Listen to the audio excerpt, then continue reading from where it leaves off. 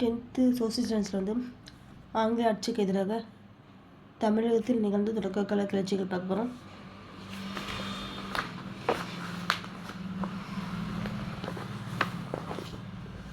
வீரபாண்டிய கட்டபொம்மனின் கழகம். வீரபாண்டிய கட்டபொம்மன் கழகம் 1990 99. இது யாருன்னா ஜெகவீர பாண்டிய கட்டபொம்மனை மகன் தான் வீரபாண்டிய கட்டபொம்மன். ஜெகவீர பாண்டிய கட்டபொம்மன் வந்து வீரபாண்டியபுரத்தை ஆட்சி செய்த ஒரு பாளையக்காரர். இவர் இறப்பிற்கு பின் பாஞ்சாலங்குறிச்சி பாளையக்காரர்களாக 30வது வயதில் வந்து வீரபாண்டிய கட்டபொம்மன் வந்து பொறுப்பேற்றார். கம்பெனி நிர்வாகியான ஜேம்ஸ் லண்டன், காலின் ஜாக்சன் வந்து 2 பேர் வந்து இவரை அமைதி விரும்பும் மனம் கொண்டவராக இருந்தார். காலின் ஜாக்சன் யாருன்னு பார்க்கலாம். தொடர்ந்து நடந்த சம்பவங்கள் தான் கட்டபொம்மனுக்கும் கிழக்கிந்திய கம்பெனிக்கும் மோதல் போக்கு ஏற்படுத்தினது. கலெக்டர் காலின் ஜாக்சன் இது வந்து வீரபாண்டிய கட்டபொம்மன் வந்து ரொம்ப டார்ச்சர் பண்ணுவார். அது என்னென்னு பார்க்கலாம். 1981 கம்பெனியிடம் வந்து நவாப் வந்து உடன்படிக்கை ஏற்படுத்தி கொண்டாங்க. மைசூரில் திப்பு சுல்தான் வந்து ஆக்கா நவாப் வந்து மைசூரில் வந்து திப்பு சுல்தானும் ஆக்கா நவாப்பும் போர் புரிந்து கொடுத்த போது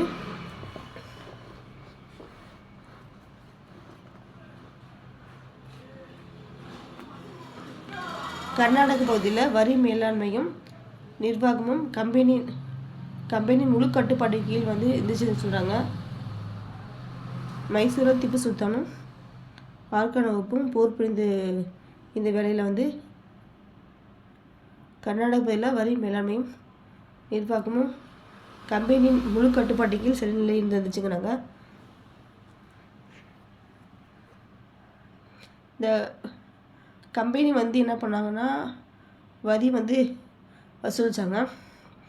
வசூலிக்கப்பட்ட வரிகள் 6ல் 1 பங்கு நவாப்பிற்கும் அவர் குடும்ப பராமரிப்பிற்கும் ஒதுக்கப்பட்டது. இந்த பாஞ்சாலங்குறிச்சியில் அந்த வரி வசூல் உரிமை வந்து கம்பெனி வந்து பெற்றிருந்ததுன்னு சொல்கிறாங்க.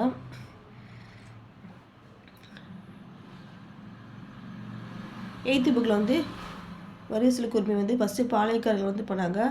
அதுக்கப்புறம் தான் கம்பெனி வந்து வரி வசூலுக்கு உரிமையை வந்து பெற்றது. அனைத்து பாளையங்கள்லேருந்தும் வரிகளை வசூலிக்க கம்பெனி அதனால் கம்பெனி என்ன பண்ணுச்சுன்னா பாளையங்கள்லேருந்து வரி வசூலுக்கு உரிமையை வந்து வசூலிக்க வந்து ஆட்சியாளர்கள் வந்து நியமித்தாங்க. ஆட்சியாளர்கள் சும்மா இல்லாமல் பாளையக்காரர்களை வந்து அவமரியாதை பண்ணாங்க. பாளையங்களை பாளையக்காரர்கள் பார்த்துக்கிட்டாங்க. இந்த பாளையக்காரர்களை வந்து ஆட்சியில் வந்து அவமானப்படுத்தியதோடு வரிகளை வசூலுக்கு வந்து படையினை வந்து யூஸ் பண்ணி வரிகளை வசூலித்தாங்க. இதுதான் கட்டபொம்மனுக்கும் ஆங்கிலேயருக்கும் இடையே பெரும்பகை ஏற்பட அடிப்படை காரணங்கிறாங்க. ஜாக்சன் ஏற்பட்ட முதல்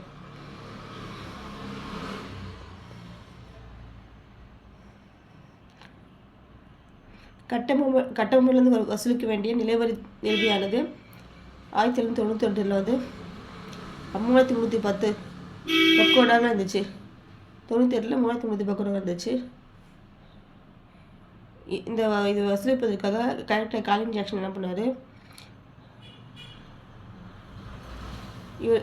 இவர் வந்து பற்றி பார்க்கலாம். இவர் வந்து கர்வமுள்ள ஆட்சியாளராக இருந்தார்.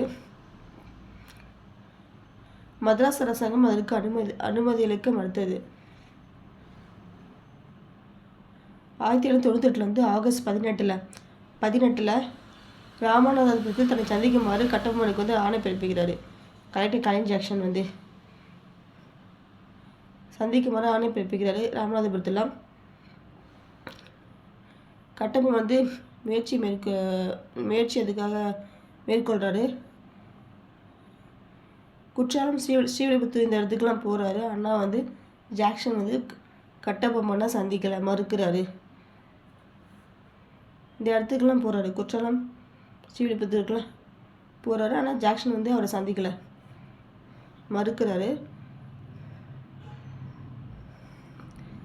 இறுதியாக வந்து 1998 செப்டம்பர் 18, இது ஆகஸ்ட் 18, செப்டம்பர் 18. செப்டம்பர் 18 வந்து செப்டம்பர் 19 வந்து அனுமதி அளிக்கிறாங்க. அதன் பேரில் வந்து கட்டபொம்மன் வந்து ராமநாதபுரத்தில் ஜாக்சனை வந்து சந்திக்கிறாரு. ஆணவத்தையும் மொத்தம் வந்து அந்த காலின் ஜாக்சன் ரொம்ப திரும்ப பிடிச்சவராக இருக்கார். 3 மணி நேரம் நிற்க வைக்கிறாரு. கட்டபொம்மனை வந்து 3 மணி நேரம் நிற்க வைக்கிறாரு. நிற்க வச்சு கைதி பண்ணணும்னு சொல்லிட்டு முயற்சி பண்ணுறாங்க. இந்த ஆபத்தையும் உணர்ந்த கட்டபொம்மன் வந்து அவரோட அமைச்சரான சிவசுப்ரமணியத்தில் வந்து தப்பிக்க வந்து பிளான் பண்ணுறாங்க. ஊமைத்துறை வராரு. ஊமைத்துறை வந்து ஆட்களோட வந்து கோட்டைக்கு வராரு. ஏன்னா கட்டபொம்மன் வந்து தப்பிக்க வந்து ஹெல்ப் பண்ணுறாரு. அந்த ராமநாதபுரம் கோட்டை வாசலில் வந்து மோதல் ஏற்படுது. அதில் வந்து லெப்டினன்ட் கிளார்க் உள்ளிட்ட சில வந்து கொல்லப்பட்டானா. சிவசுப்ரமணியன் வந்து கைது செய்யப்பட்டு சிறையிடப்பட்டார். ஆனால் கட்டபொம்மன் வந்து தப்பிச்சு போகிறாரு. இந்த நிகழ்ச்சி வந்து கட்டபொம்மன் வந்து தப்பிச்சு போகிறாரு.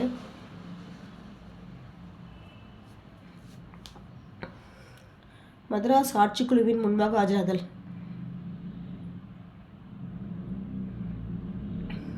என்ன சொல்கிறேன்னா, இந்த பாஞ்சாலங்குறிச்சியில் வந்து கட்டபொம்மன் வந்து இந்த கலெக்டர் காலின் ஜாக்சன் வந்து எவரெல்லாம் அவர் வந்து அவமரியாதை பண்ணாங்க என்பதை வந்து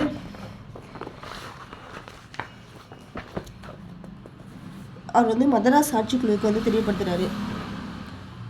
கடிதத்தின் மூலமாக கட்டபொம்மன் வந்து காலின் ஜாக்சன் வந்து அவமரியாதை பண்ணாங்க அப்படின்னு சொல்லிட்டு 2 இடத்துக்கு போய் சந்திக்கலை.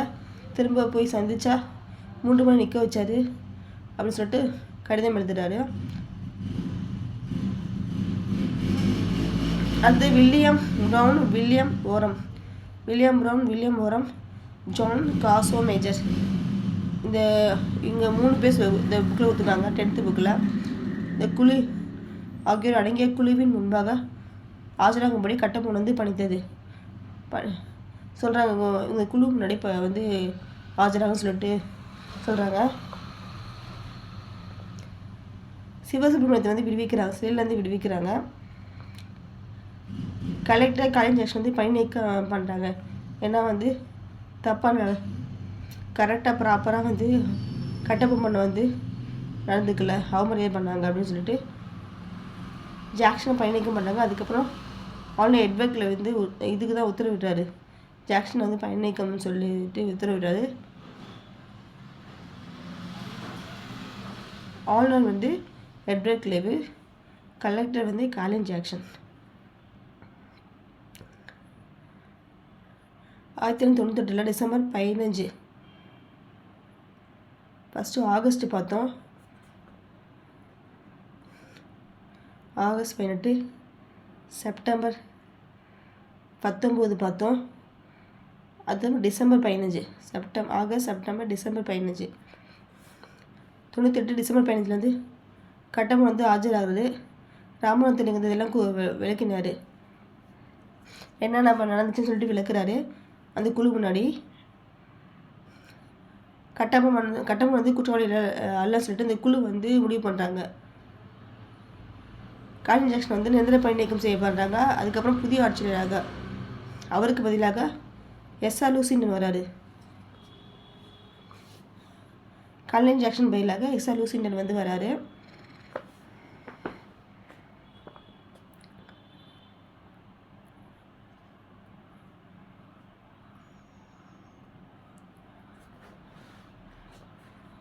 கட்டபொம்மன் வந்து இந்த கட்டபொம்மன் பார்த்தீங்கன்னா நிலுவைத் தொகை வந்து 1080 பக்கோடைகள் நீங்களாக பிற நிலுவைத் தொகை வந்து செலுத்துகிறாரு. கட்டபொம்மன் வந்து கொடுத்துறாரு. கட்டபொம்மனும் பாளையக்கார கூட்டமைப்பும் பார்க்கலாம். இது பார்த்து அதுக்கப்புறம் பார்த்திங்கன்னா இந்த நிகழ்ச்சியில் வந்து திண்டுக்கல்லில் வந்து கோபால் நாயக்கர் இருக்கார். அவர் வந்து திண்டுக்கல் கோபால் நாயக்கர், ஆனைமலையின் எதிர் நாயக்கர், இவங்களாம் வந்து பக்கத்தில் இருக்க பாளையக்காரங்கள். இவங்க வந்து கூட்டமைப்பு, தென்னிந்திய கூட்டமைப்பை உருவாக்குறாங்க. சிவகங்கை வந்து மருதுபாண்டி வந்து ஏற்படுத்துகிறாரு. தென்னிந்திய கூட்டமைப்பை வந்து ஏற்படுத்துறாரு. எல்லாத்தையும் சேர்த்து கூட்டமைப்பை ஏற்படுத்துறாரு. எதுக்குன்னா ஆங்கிலேயரை எதிர்ப்பதற்காக. இல்லை மருதுபாண்டி வந்து தலைவராக செயல்பட்டார் இந்த கூட்டமைப்பில். தென்னிந்திய கூட்டமைப்பில் வந்து திருச்சிராப்பள்ளி அறிக்கை வந்து தயாரிக்கப்படுறாங்க.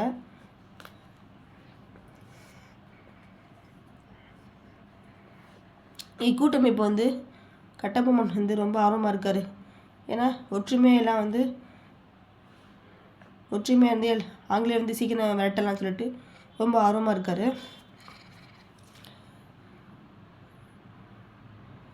மருது சகோதரனும் கட்டபொம்மனையும் மருது சகோதரர் இருக்கார். அவரும் கட்டபொம்மனும் சந்திப்பதை வந்து ஆட்சியாளர் லூசிங்கை வந்து தடுக்க முயற்சி பண்ணார். ஆனால் 2 பேரும் பவர் உள்ள ஆள். சந்திச்சா வந்து இன்னும் வந்து பவர் கூடி அப்புறம் அவங்க வந்து எதிர்ப்பாங்க சொல்லிட்டு தடுக்கிறாரு லூசிங்டனு. மருது சகோதரரும் கட்டபொம்மனும் இணைந்து ஆங்கிலேயர் எதிர்க்குன்னு சொல்லிட்டு முடிவு பண்ணுறாங்க. கட்டபொம்மன் வந்து செல்வாக்கை பயன்படுத்தி சிவகிரி பாளையக்காரில் வந்து அவங்களோட இணைக்க முயன்றாரு. அந்த சிவகிரி பாளையம் மறுக்கிறாங்க. சிவகிரி பாளையம் ஏன் மறுக்கிறாங்கன்னா, ஆல்ரெடி சிவகிரி பாளையம் வந்து ஆங்கில கம்பெனிக்கு வந்து கப்பம் கட்டுனாங்க. அது தென்னிந்திய கூட்டமைப்பில் அவங்க இணைய மறுத்தாங்க சிவகிரி பாளையம். அதனால் வந்து சிவகிரி நோக்கி கட்டபொம்மன் வந்து முன்னேறாரு. சிவகிரி பாளையத்தின் கம்பெனிக்கு கப்பம் ஆல்ரெடி சிவகிரி பாளையம் வந்து கம்பெனிக்கு கப்பம் கட்டினாங்க. இப்போ சிவகிரி பாளையம் வந்து கூட்டணி சேர்ந்தால் பலம் கூட்டணும்னு சொல்லிட்டு இருந்தாங்க. அதை வந்து இந்த கம்பெனி வந்து தடுக்குது. அதுதான் கட்டபொம்மன் வந்து சிவகிரி பாளையத்தை நோக்கி நகராரு. அதை வந்து கம்பெனி வந்து தடுக்கிறாங்க. நெக்ஸ்ட் என்ன பண்ணால் அந்த கம்பெனி என்ன பண்ணுதுன்னா, அவங்க படைகள்லாம் வந்து திருநெல்வேலி நோக்கி செல்ல உத்தரவிட்டது. கட்டபொம்மன் வந்து தாக்க போகிறாங்க. அதுதான் இந்த நிகழ்ச்சி. பாஞ்சாலங்குறிச்சி முற்றுகை எப்படி முற்றுகை விடுறாங்கன்னு பார்க்கலாம். பாஞ்சாலங்குறிச்சி முற்றுகை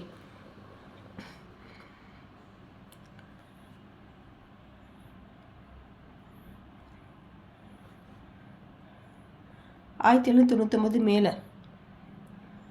முன்னாடி 98 பார்த்தோம். இப்போ வந்து 99 மேலே பார்க்கணும். மதராஸில் வெல்லஸ்லி பிரபு இருக்கார். அவர் வந்து திருச்சிராப்பள்ளி, தஞ்சாவூர், மதுரை அந்த பகுதியில் வந்து அவங்க படைகளை வந்து நிறுத்தி வைக்கிறாங்க. அந்த படைகளை வந்து திருநெல்வேலி நோக்கி செல்ல உத்தரவிடுறாரு. திருநெல்வேலியை தாக்க போகிறாங்க.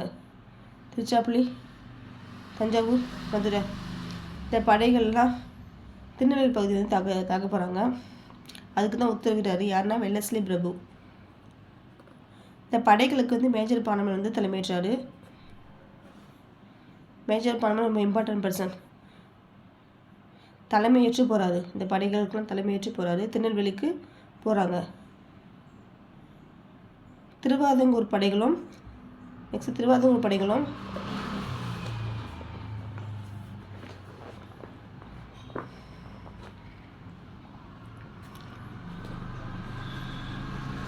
பிரிட்டிஷ் படைகளும் திருவாதங்கூர் படைகளோட பிரிட்டிஷ் படைகள் வந்து இணைகிறாங்க. கட்டபொம்மன் வந்து சரணடை சொல்லி 1999 செப்டம்பரில் வந்து நிபந்தனை பண்ணுறாங்க. 99 செப்டம்பர், முன்னாடி மே பார்த்தோம். அதுக்கப்புறம் செப்டம்பரில் வந்து சரணடை சொல்லி நிபந்தனை பண்ணுறாங்க.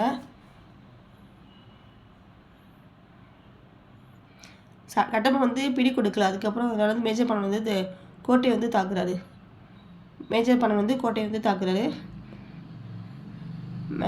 பானமன் வந்து செப்டம்பர் 5 வந்து முழு படைகளையும் பாஞ்சாலைக்கு கொண்டு வந்து நிறுத்தினார். மொத்த படைகளையும் வந்து பாஞ்சாலங்குறிச்சி வந்து கொண்டு வந்து நிறுத்துறாரு பேனர்மேன்.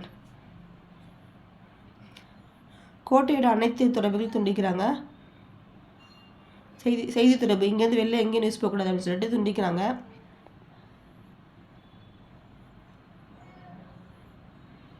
பேனர்மேன் வந்து ராமலிங்கநாதர் ஒருத்தர் இருக்கார், அவரை வந்து தூதனுப்பி கட்டபொம்மனை சரணடை சொல்லி கேட்டுக்கொள்கிறாரு. யார் தூதனுப்புன்னு கேட்பாங்க.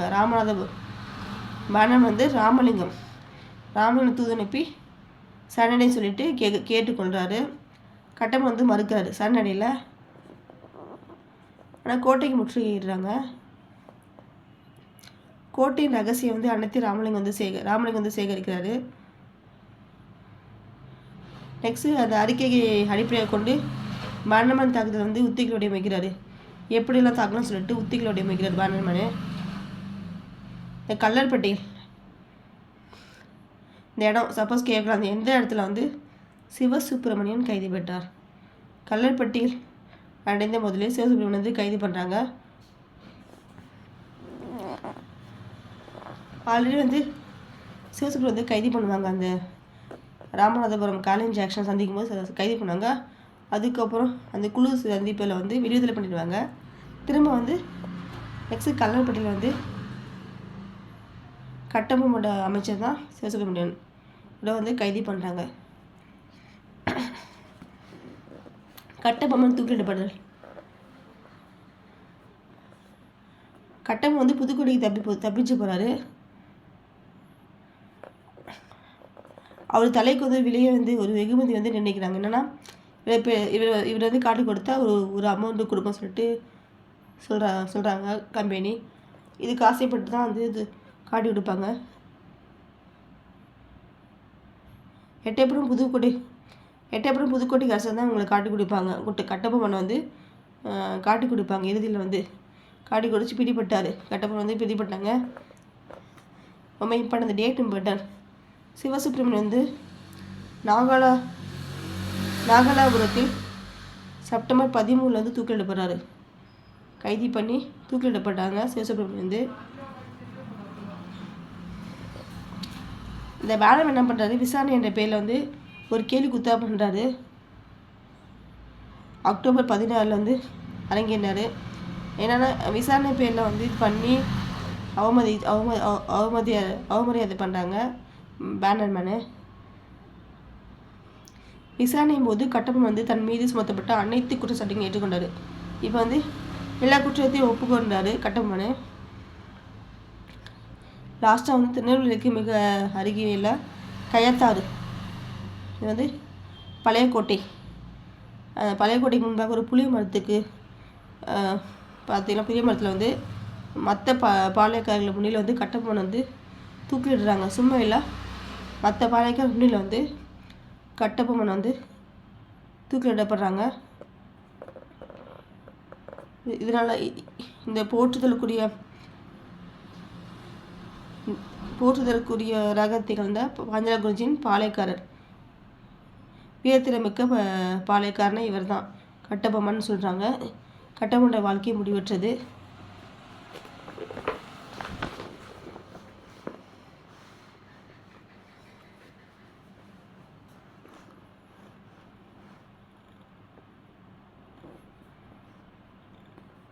நெக்ஸ்ட் மருது சகோதரர்கள் பார்க்கலாம். மருது சகோதரர்கள் பெரிய மருதுனா வெள்ளை மருது 1748, பெரிய மருது 1748, 1801. இவர் தம்பி தான் சின்ன மருது. இருவரும் பார்த்தீங்கன்னா சிவகங்கையின் முத்துவடுகநாதன் திறமையான படைத்தளபதி.